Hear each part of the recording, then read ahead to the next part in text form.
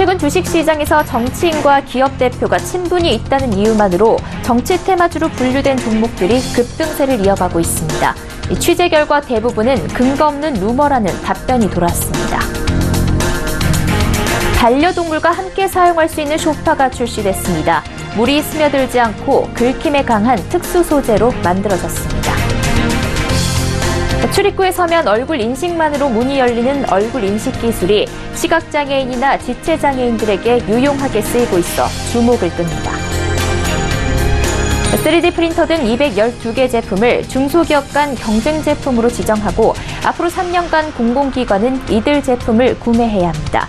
연간 18조 원이 넘는 판로가 열릴 것으로 기대됩니다. 센 뉴스 플러스 잠시 후 뵙겠습니다.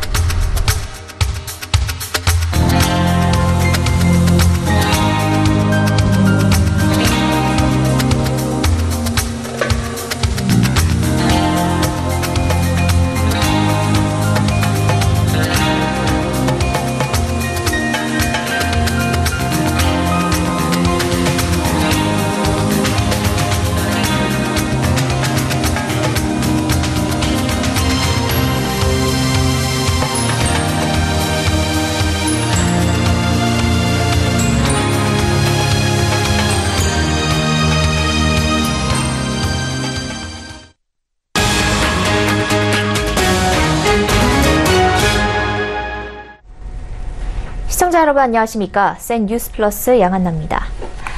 최근 주식시장에서 정치인과 관련이 있는 이른바 정치 테마주의 주가가 연일 급등세를 보이고 있습니다. 실제 해당 정치인과 기업인이 정말 친분이 있는지 알아봤는데 대부분은 근거 없는 루머란 식의 답변이 돌아왔습니다. 그럼에도 불구하고 정치 테마주가 이렇게 들썩이는 이유는 뭘까요? 앵커 리포트입니다. 전혀 관계없습니다. 다 시장에서 근거 없는. SG엔진은 유시민 노무현 재단 이사장과 회사 대표로 있는 이희범 씨가 친분이 있다는 이유로 최근 주가가 급등하고 있지만 회사 관계자의 대답은 전혀 관계가 없답니다. SG엔진은 한 달 전보다 주가가 무려 20% 넘게 급등했습니다. 인터엠은 황교안 전 총리의 테마주로 불리고 있습니다.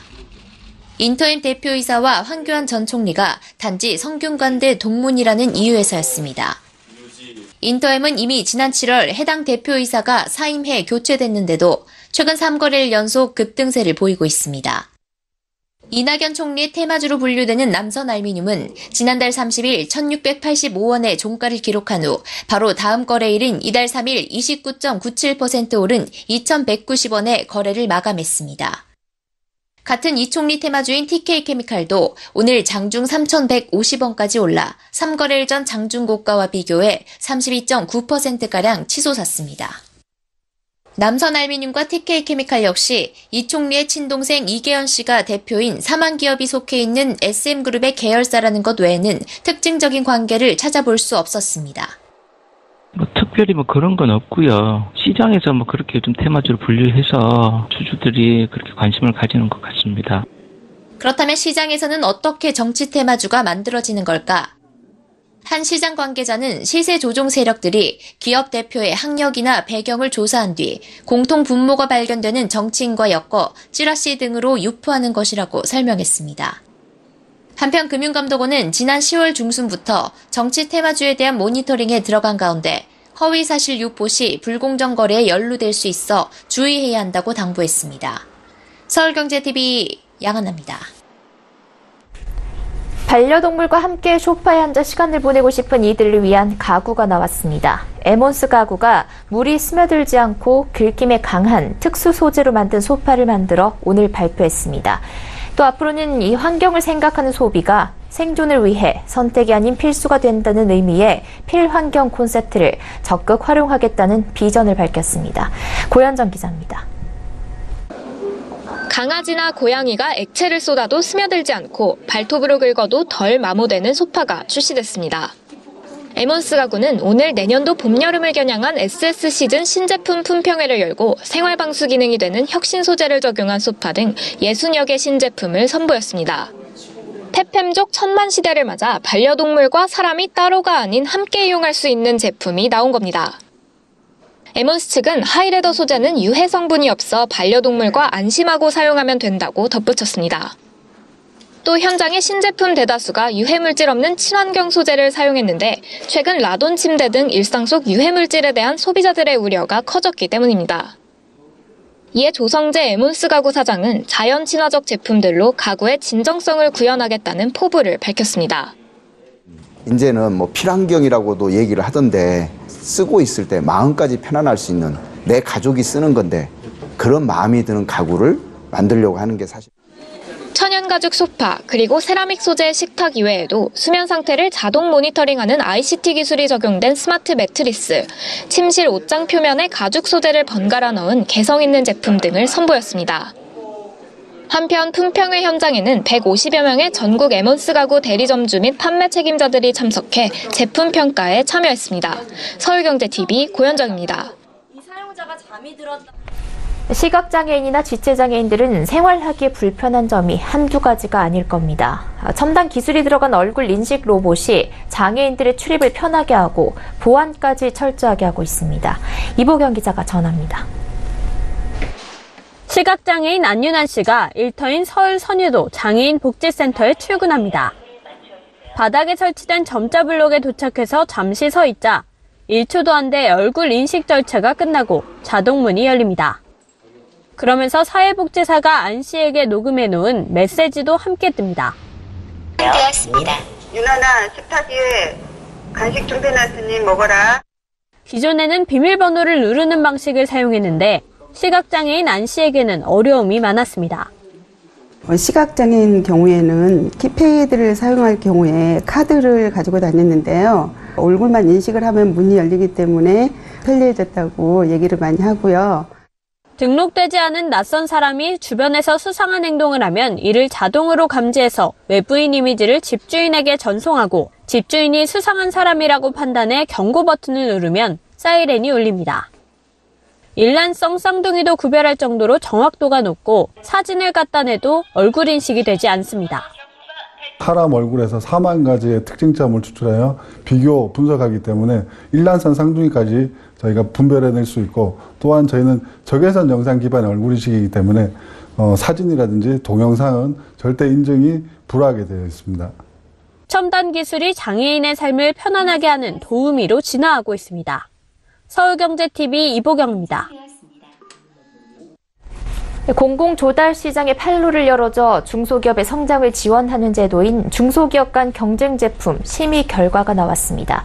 3D 프린터와 전지형 에너지 저장 장치 등 212개 제품이 지정됐는데 내년부터 3년간 지정한 제품은 공공기관이 구매하는 경우 대기업이나 중견기업이 아닌 중소기업 제품만을 구매해야 합니다. 연간 18조 원 이상의 판로 지원 효과가 기대됩니다. 김혜영 기자입니다. 2006년 시작된 중소기업 간 경쟁 제품. 이는 공공조달 시장에 대기업과 중견기업의 참여를 막아 중소기업의 판로를 지원해 성장의 발판을 만들기 위한 제도입니다. 중기간 경쟁 제품으로 지정되면 향후 3년간 정부와 공공기관은 제품을 구매할 때 대기업과 중견기업이 아닌 중소기업의 제품을 의무 구매해야 합니다. 기존의 가구, 펌프 등에 이어 이번에는 에너지 저장 장치와 3D 프린터 등 신산업 분야가 처음으로 지정됐습니다. 공공조달 실적을 통해 민간 판로를 개척해 해외 진출의 토대를 만드는 등 중소기업의 성장력을 높이기 위한 겁니다. 이번 중기간 경쟁 제품 지정을 통해서 연간 한 18조 원 이상의 그 판로가 중소기업들에게 지원이 되고요. 최근 시장이 확대되는 3D 프린터 등 신성장 분야 중소기업에게 초기에 기초적인 판로를 제공해서 해당 기업이 기술 개발을 통해 성장하는 데 크게 기여할 것으로 기대를 하고 있습니다. 지정 과정에서 잡음이 일었던 3D 프린터는 기술 수준이 낮은 재료 합출 방식에 한해 전체 입찰 물량의 50% 이상을 중소기업 제품을 구매하도록 했습니다. 또한 전지형 에너지 저장 장치는 전력 변환 장치 용량 250kW 이하에만 지정하기로 했습니다. 그러나 좋은 취지와 달리 오히려 중소기업의 성장을 막는 부작용도 나타났습니다. 매출의 대부분을 공공조달 시장에 의존해 성장을 멈춘 채 보호의 틀 안에서 안주하는 기업들이 생겨나면서 중소기업의 성장 의지를 퇴색시킨다는 문제가 꾸준히 제기돼 왔습니다. 중기부도 이를 인지하고 내년부터 지나친 과보호로 시장 왜곡이 발생하는 제품에 대해서는 모니터링을 통해 독과점 유입 품목 지정을 하는 등 제외 여부를 적극 검토하기로 했습니다. 서울경제TV 김혜영입니다. 아파트 단지에서 입주민 대표를 뽑거나 금연아파트 지정을 위한 투표를 할 때 보통 관리 사무실로 투표를 하러 가거나 동대표가 각 세대를 돌아다니며 서면 투표를 받고 있습니다. 이렇다 보니 직장인은 참여하기도 힘들고 방문 투표로 비밀 보장이 잘 되지 않는 등 문제가 있었습니다. 한국토지주택공사가 이 같은 문제를 해결하기 위해 공동주택 전자투표 서비스를 오픈했습니다. 정창신 기자입니다. 경기도 용인시 기흥구의 한 아파트 단지.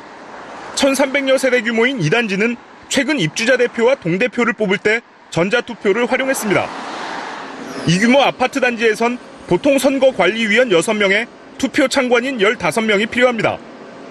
입주민 중에 무료 봉사자를 뽑지만 여의치 않을 경우 개인별로 3만 원에서 5만 원가량을 지급해야 합니다. 투표 한 번 하려면 100만 원가량 든다는 얘기입니다. 이 단지는 전자투표 서비스를 통해 50만 원가량의 비용으로 투표를 치렀습니다. 지금 두 가지 안건이 전자투표를 하는 것보다 비용 면에서 더 많이 들고 일은 더 힘들고 행정적인 면이라든지 그런 이제 편리성 때문에 전자투표를 도입하게 됐습니다.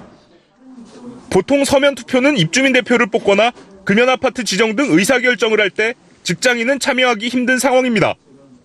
또 세대 방문 투표로 이뤄져 비밀 보장이 되지 않는 등의 문제도 있습니다. 이 같은 문제를 해결하기 위해 LH가 전자투표 서비스인 아파트 이투표를 오픈했습니다. 입주민은 스마트폰을 통해 어디서든 투표에 참여할 수 있고 비밀이 보장됩니다. 스마트폰 사용이 어려운 고령자의 경우엔 휴대폰 문자를 보내 투표에 참여할 수도 있습니다. 아파트 단지는 투표 한 건 개설 시 세대당 500원의 이용 요금을 지불하면 돼 저렴하게 이용할 수 있습니다. 아파트 이투표를 통해서 공동주택 입주자 모두가 의사결정에 적극 참여하고 투명한 공동체 형성을 하는 데 도움이 될 것으로 기대하고 있습니다. 이 서비스는 별도의 회원가입이나 어플리케이션 설치 없이 문자로 받은 웹주소를 클릭하면 투표에 참여할 수 있습니다. 서울경제TV 정창신입니다.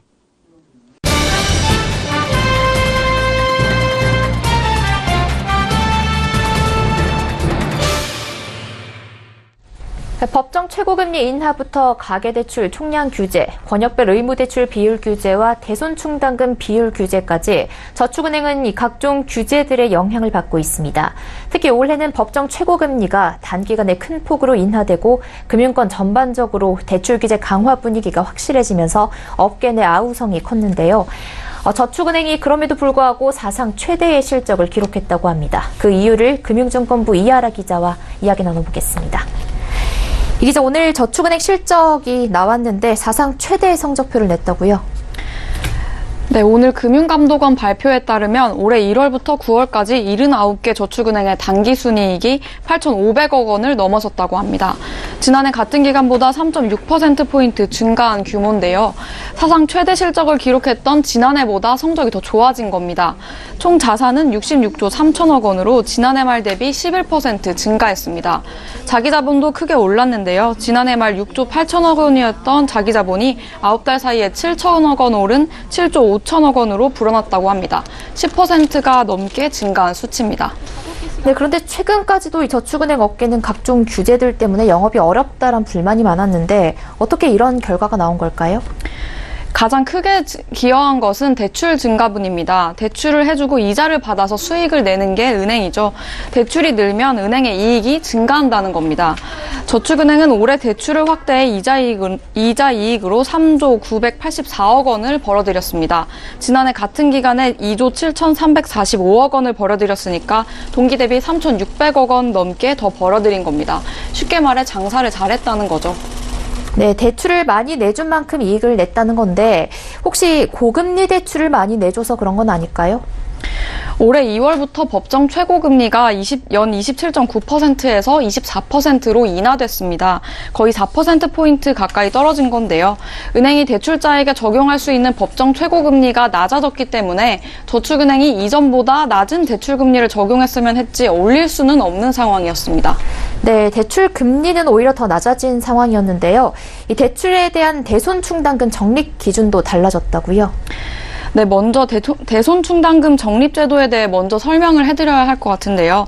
대손충당금이란 이제 금융사가 차주에게 대출을 해준 후에 혹시 되돌려받지 못할 경우를 대비해서 적립금으로 쌓아놓는 돈을 말합니다.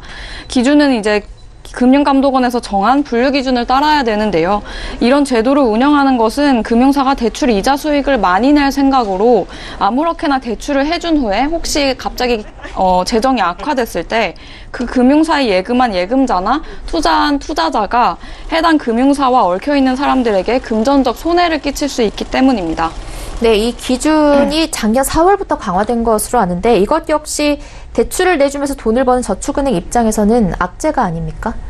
네, 기존의 저축은행은 일반 대출에 대해서는 0.5%, 요주인은 2%의 대손충당금을 쌓았습니다. 그런데 올해부터는 대손충당금 비중이 각각 1% 그리고 10%로 높아졌습니다. 상대적으로 신용등급이 좋은 고객들에게 대출해주는 은행하고 비교를 해보면 중저신용자들에게 대출해줘야 되는 그 저축은행 입장에서는 불안한 대출을 많이 해준 만큼 돈을 더 많이 쌓아놔야 되는 상황이 된 거죠. 네, 그러니까 이렇게 돈을 더 많이 쌓아둬야 한다는 상황은 그만큼 이익을 내기가 더 어려운 건 아닙니까? 그렇게 생각하실 수도 있지만 만약에 대출자들이 돈을 잘 갚는다면 오히려 이익을 올리는데 도움이 됩니다. 대출자가 돈을 잘 갚으면 쌓아놨던 대손충당금이 환입되기 때문인데요. 요주에 대한 대손충당금 기준이 예전에는 1이었는데 규제가 강화돼서 1.5를 쌓아야 된다고 가정을 했을 때 쌓을 때는 많이 쌓아야 돼서 저축은행이 어렵지만 돌려받을 때는 더 크게 돌아온다는 겁니다. 올해 1월부터 9월까지 이익 증가분 중에 대손충당금 환입액이 9,796억 원입니다. 지난해 같은 기간에는 7,781억 원이었던 것하고 비교를 해보면 2천억 원이 넘게 증가한 거죠. 정리를 해보면 대출이 늘어서 이자이익이 증가했고 대손충당금 적립 기준이 강화돼서 더 많이 쌓아놓은 대손충당금이 환입되면서 저축은행이 사상 최대 실적을 낼 수 있었다고 볼 수 있을 것 같습니다. 네, 이 대손충당금 적립액이 늘었다는 건 대출자들이 그만큼 돈을 잘 갚았다는 뜻이 될 수도 있겠고 또 저축은행 입장에서는 대출 심사를 더 꼼꼼하게 잘 했다는 뜻으로 풀이할 수가 있겠습니다. 네, 오늘 말씀 잘 들었습니다. 고맙습니다.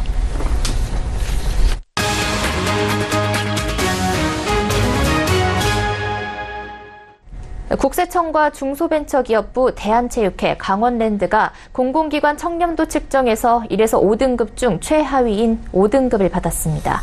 국민권익위원회는 오늘 오후 서울 KT스퀘어에서 반부패 주간기념식을 열고 612개 공공기관에 대한 2018년 청렴도 측정 결과를 발표했습니다. 선수 선발 의혹 등이 끊이지 않는 대한체육회와 채용 비리 문제가 컸던 강원랜드는 작년에도 5등급이었고 국세청과 중기부는 각각 4등급과 3등급에서 올해 5등급으로 떨어졌습니다. 전체 공공기관의 종합청렴도는 10점 만점에 평균 8.12점으로 지난해 7.94점보다 0.18점 올랐고 2016년부터 2년 연속 상승했습니다. 권익위는 작년보다 외부 청렴도와 정책 고객평가 점수가 크게 상승했다며 청탁금지법 시행으로 부패 경험률이 줄어들었고 공공기관에 대한 부패 인식이 전반적으로 개선된 데 따른 것으로 보인다고 분석했습니다. LS산전이 에너지 저장 장치 분야 북미 최대 기업인 파커 하니핀의 전력만 사업부를 인수하고 글로벌 스마트 에너지 시장 공략을 본격화합니다. LS산전은 최근 글로벌 ESS 사업 경쟁력 강화를 위해 미국 파커 하니핀 전력망 사업부의 생산 설비, 인력 등 유무형 자산 일체를 인수하는 영업 양수도 계약을 체결했습니다. 이를 통해 한국은 물론 미국과 아시아, 중남미, 유럽, 호주 등 글로벌 영업 네트워크와 생산 R&D 시설 및 인력을 공유할 수 있게 돼 전략 신제품 개발과 생산 역량 강화를 통해 북미를 중심으로 글로벌 시장 공략에 나선다는 계획입니다. 이 사업부는 지난 2007년 ESS 사업을 시작해 글로벌 수준의 ESS 시스템 및 PCS 설계, 제조, 구축 서비스 등 핵심 기술력을 확보한 것으로 평가받고 있습니다. LS산전은 이번 인수를 통해 미국 노스캐롤라이나주 샬럿에서 LS 에너지 솔루션스를 북미 법인사나 자회사로 출범시켰습니다. 구자균 LS산전 회장은 이번 인수로 세계 시장 공략의 전초 기지를 확보하게 됐다며 선제적 투자를 통해 시장 선점은 물론 향후 산업 트렌드를 주도하는 글로벌 플레이어가 되는 것이 장기적 목표라고 포부를 밝혔습니다. 미국 국채의 장단기 금리의 역전 현상이 일어난 가운데 국내 채권 시장의 장단기 금리 차도 2년여 만에 최소로 좁혀지며 경기 둔화 우려가 커지고 있습니다. 금융투자협회에 따르면 어제 채권 시장에서 국고채 3년물은 전거래일보다 0.01%포인트 내린 연 1.914%, 10년물은 0.026포인트 하락한 연 2.102%로 마감했습니다. 이에 따라 10년물과 3년물의 금리 차는 0.188%포인트에 그쳤습니다. 금리 차가 0.179%포인트였던 2016년 10월 4일 이후 2년 2개월 만에 가장 작은 수준입니다. 금리 차가 0.2포인트 이내로 좁혀진 것도 2016년 10월 5일 이후 처음입니다. 통상 채권 금리는 단기물보다 장기물이 더 높지만 투자자들이 앞으로 경제 상황을 부정적으로 볼 때는 장단기 금리 차가 줄어들고 심하면 역전 현상도 일어납니다. 이 때문에 장단기 금리 차 축소나 금리 역전은 경기 후퇴의 전조로도 해석됩니다. 미국의 경우 현재 시각으로 4일 2년물과 5년물 금리가 11년 만에 처음으로 역전되고 2년물과 10년물 금리 차도 크게 좁혀지면서 경기 침체 우려가 확산해 주식시장이 급락했습니다.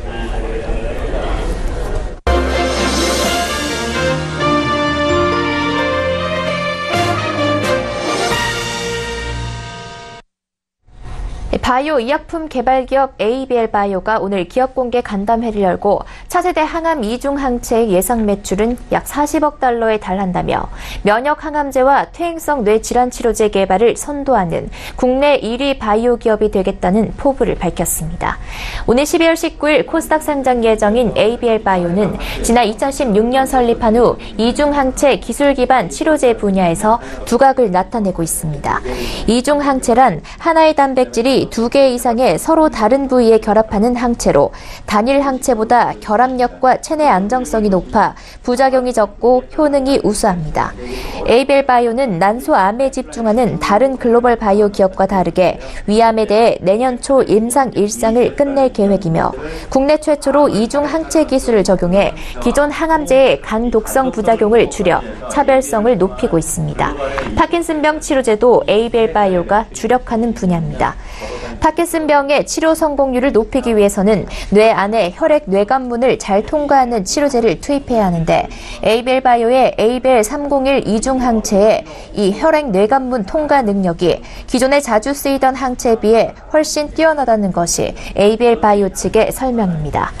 ABL 바이오의 공모가 희망 범위는 13,000원에서 17,000원이며 오는 11일에서 12일 청약 예정입니다. 상장 주관사는 한국투자증권입니다.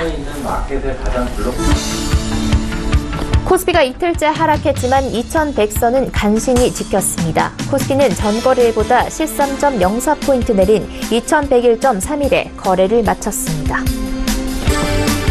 저출산고령사회위원회에 따르면 국민 대다수가 저출산 정책의 방향을 출산 장려 정책에서 삶의 질 제고 정책으로 전환해야 한다고 생각하는 것으로 조사됐습니다.